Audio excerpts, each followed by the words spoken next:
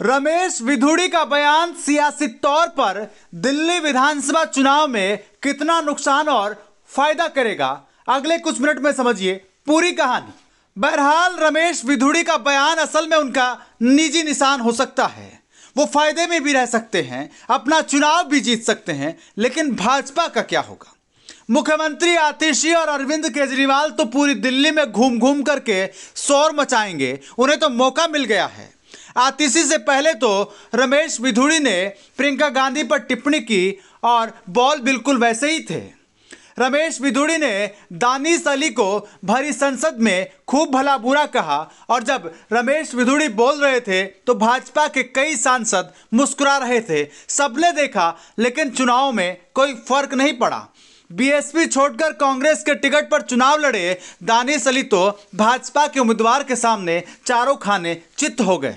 जब भाजपा ने राजस्थान विधानसभा चुनाव में रमेश विधुड़ी को टोंक भेज दिया तो कुछ देर के लिए लगा कि दिल्ली से हटाया जा रहा है। जब लोकसभा चुनाव में टिकट कटा तो माना जाने लगा दिल्ली से उनकी राजनीति खत्म हो गई है। लेकिन भाजपा ने तो रमेश विधुड़ी और प्रवेश वर्मा जैसे नेताओं को दिल्ली विधानसभा चुनाव के लिए बचा कर रखा था। अब देखिए, दोनों चेहरे ही चुनावी मैदान में हैं। रमेश विधुड़ी पर कांग्रेस ने हमला बोल दिया। नई दिल्ली सीट पर अरविंद केजरीवाल को टक्कर देने जा रहे संदीप दीक्षित और कांग्रेस प्रवक्ता सुप्रिया श्रीनेत ने तो और दानिश अली ने तो रमेश विधुड़ी पर लगातार तंज कसे हैं। संदीप दीक्षित तो रमेश विधुड़ी के खिलाफ भाजपा की तरफ से कार्रवाई नहीं किए जाने पर कांग्रेस की तरफ से एफआईआर दर्ज करवाने की बात तक कह रहे हैं, जबकि दानिश अली तो सीधे प्रधानमंत्री नरेंद्र मोदी से माफी मांगने को कह रहे हैं। एक वायरल वीडियो में रमेश विधुड़ी को कहते सुना गया, लालू ने वादा किया था बिहार की सड़कों को हेमा मालिनी के गालों जैसा बना दूंगा, लेकिन वो ऐसा नहीं कर पाए। मैं आपको विश्वास दिलाता हूं, जैसे ही ओखला और संगम विहार की सड़कें बना दी है, वैसे ही कालकाजी में सारी की सारी सड़कें प्रियंका गांधी के गालों जैसी बना दूंगा। विवाद होने पर रमेश विधुड़ी ने खेद जताया, लेकिन माफी की बात पर कह रहे हैं पहले तो लालू यादव को माफी मांगनी चाहिए।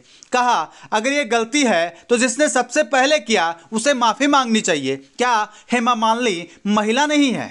रमेश विधुड़ी ने कहा, मैंने कोई विवादित बयान नहीं दिया है। कांग्रेस को बयान पर ऐतराज है तो पहले लालू यादव से कहे हेमा मालिनी से माफी मांगे। रमेश विधुड़ी का कहना है कुछ लोगों ने राजनीतिक लाभ के लिए उनकी टिप्पणियों का गलत अर्थ निकाला है। लिहाजा दिल्ली की मुख्यमंत्री आतिशी को लेकर एक सार्वजनिक सभा में रमेश विधुड़ी ने कहा, केजरीवाल ने अपने बच्चों की कसम खाकर कहा था भ्रष्ट कांग्रेस के साथ नहीं जाऊंगा। मार्लेना ने पिता ही बदल दिया, पहले वो मार्लेना थी, अब वह सिंह बन गई है। यह उनका चरित्र है।